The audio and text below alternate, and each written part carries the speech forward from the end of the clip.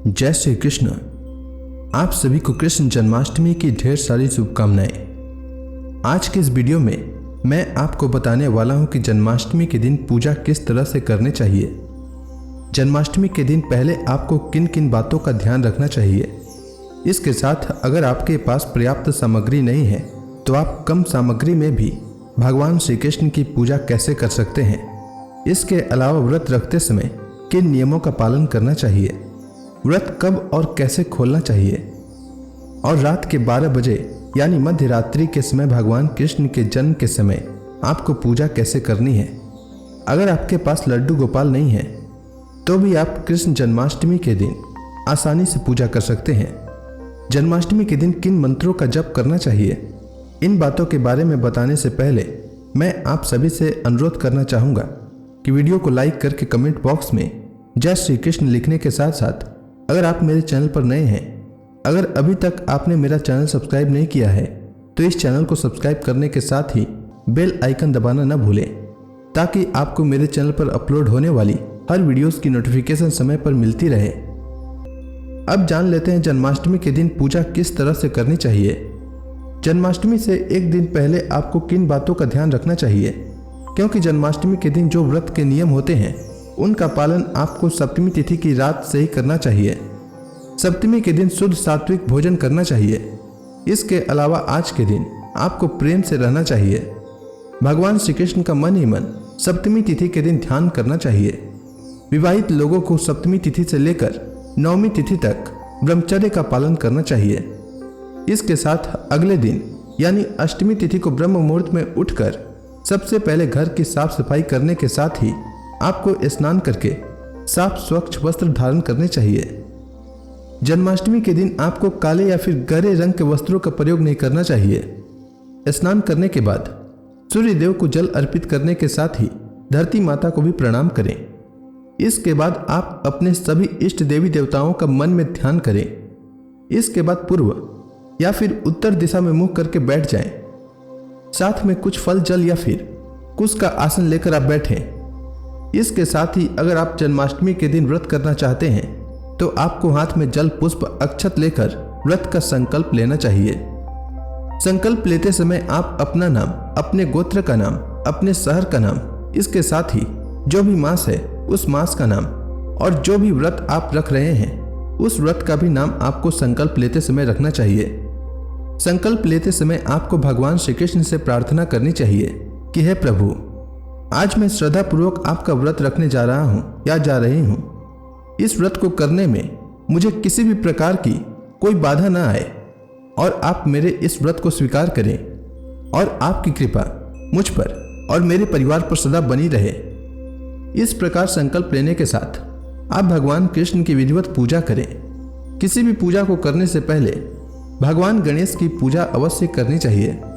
इसके बाद ही आपको भगवान श्री कृष्ण की पूजा करनी चाहिए। आपके पास अगर कृष्ण भगवान की मूर्ति है तो आप मूर्ति की पूजा करें, तस्वीर है तो आप तस्वीर की पूजा कर सकते हैं। इसके बाद आप विधिवत पूजा प्रारंभ करें। भगवान कृष्ण के मंत्र का जाप करें।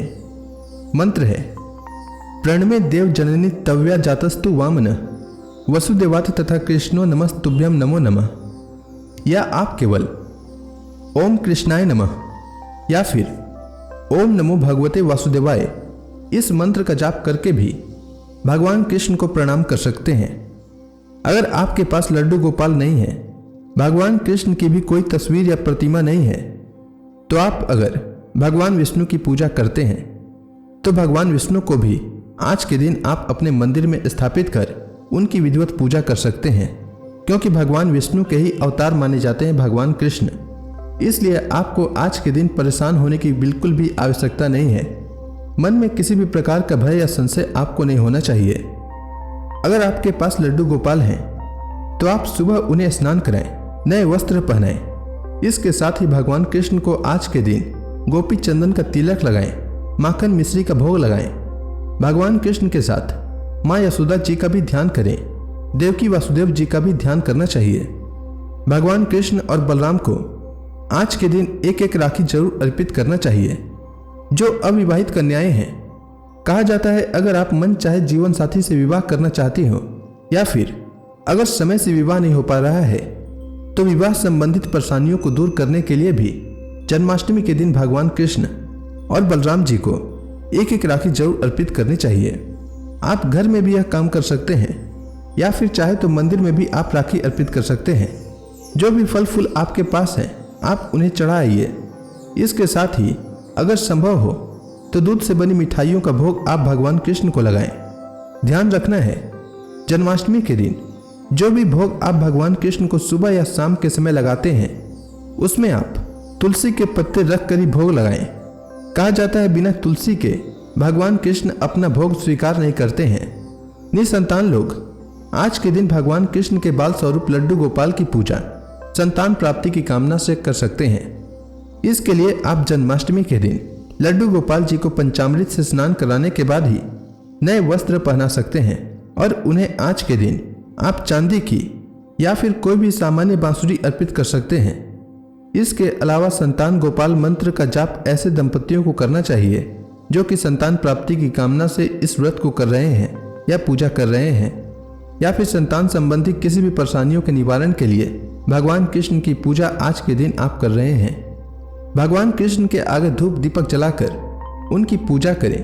कृष्ण चालीसा का पाठ करना चाहिए। जो भी मंत्र आपको आते हैं उनका आप आज के दिन जप कर सकते हैं। श्रद्धा पूर्वक और मन में अटूट विश्वास रखकर आप भगवान कृष्ण की पूजा करें और उनसे प्रार्थना कीजिए कि आपके जीवन में जो भी समस्या है या जो भी मनोकामना पूर्ति के लिए आप व्रत रख रहे हैं या केवल पूजा भी कर रहे हैं तो उसे भी स्वीकार करें। जन्माष्टमी के दिन भगवान कृष्ण के जन्म की कथा भी अवश्य सुननी चाहिए। अगर आप कथा सुनना चाहते हैं तो मेरे चैनल पर भगवान कृष्ण के जन्म की कथा भी अपलोड है। अगर आपने इस कथा को नहीं सुना है तो आप मेरे चैनल पर इस कथा को सुन सकते हैं। इसके साथ ही आरती करनी चाहिए। सबसे अंत में क्षमा याचना करनी चाहिए कि पूजा में अगर जाने अनजाने में कोई भूल चूक हुई हो तो भगवान श्री कृष्ण आप उसके लिए मुझे क्षमा करें। जन्माष्टमी के दिन कुछ लोग तो निराहार रहकर निर्जल रहकर व्रत रखते हैं। अगर आप ऐसा करने में समर्थ नहीं हैं तो जन्माष्टमी के दिन एक समय आप चाय दूध या फल ले सकते हैं। जन्माष्टमी के दिन जो विशेष पूजा होती है वो होती है मध्य रात्रि में निशिता मुहूर्त में। तो आप उस मुहूर्त में जो भी उपाय करना चाहते हैं, जो भी पूजा पाठ करना चाहते हैं तो उसे आप अच्छे तरीके से कीजिएगा। आज के दिन आप जितने अधिक से अधिक गायों की सेवा करेंगे, बच्चों की सेवा करेंगे, भगवान कृष्ण आपसे उतना ही प्रसन्न होंगे। इसके लिए आप अगर आसपास कोई भी गौशाला है तो वहां जाकर आप हरी घास का दान कर सकते हैं। अगर ऐसा नहीं कर सकते तो आप दक्षिणा वहां पर दान स्वरूप दे सकते हैं या चाहे तो आपके घर के आसपास जो कोई भी गाय आपको दिखाई दे आप उन्हें हरा चारा खिलाएं। गुड़ चना रोटी आप खिला सकते हैं। तो ऐसा करने से आपको भगवान श्री कृष्ण का आशीर्वाद प्राप्त होगा। इस तरह आप सारा दिन भगवान कृष्ण के मंत्रों का जाप करके भजन कीर्तन करके अपना व्रत प्रारंभ करें। आज के दिन सभी बड़े सदस्यों का आपको सम्मान करना चाहिए। बच्चे हो या बुजुर्ग, उनसे प्रेम पूर्वक आपका व्यवहार होना चाहिए। इसके अलावा किसी का अपमान नहीं करना चाहिए। झूठ चोरी पाप जीव हत्या जैसे कामों से आज के दिन आपको विशेष रूप से बचकर रहना चाहिए। जरूरतमंद लोगों को आज के दिन आप दूध दही माखन मिश्री का दान करते हैं तो यह बहुत अच्छी बात है। इसके साथ ही मध्य रात्रि के समय पूजा करने के बाद ही आप अपना व्रत खोलें, यानी कि अष्टमी का व्रत करने वाले लोगों को नवमी के दिन व्रत खोलना चाहिए। उम्मीद है आपको यह वीडियो अच्छी लगी होगी। धन्यवाद।